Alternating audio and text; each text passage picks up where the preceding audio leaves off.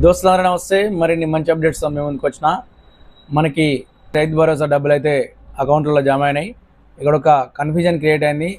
3 ఎకరాలు ఉన్నా 4 ఎకరాలు ఉన్నా ఎన్ని ఎకరాలు ఉన్న భూమిలోకి అయినా కూడా ఒక 6,000 జమ అవుతుంటే వాళ్ళు పరిశాన్ అయ్యారు. మరి నాకు ఎక్కువ భూమి ఉంది కదా 6,000 ఎందుకు కొట్టే అనేది కింది అయ్యారు.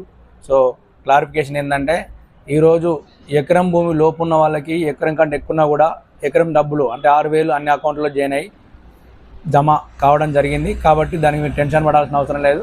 రానున్న కాలంలో మిగతా మీకు ఏ భూమికి అయితే పడలేదో ఎక్కువ భూమికి అవి పడనున్నాయి.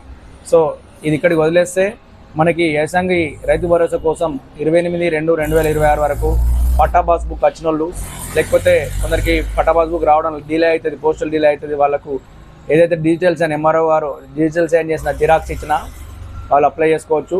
దాంతోపాటు Aadhaar card, account passbook, phone number, ఇవన్నీ సంబంధించిన దరఖాస్తు ఫాము అన్నీ తీసుకొని పోయి రైతు వేదిక వద్ద ఏఈ వాళ్ళకి ఇవ్వాల్సి ఉంటుంది.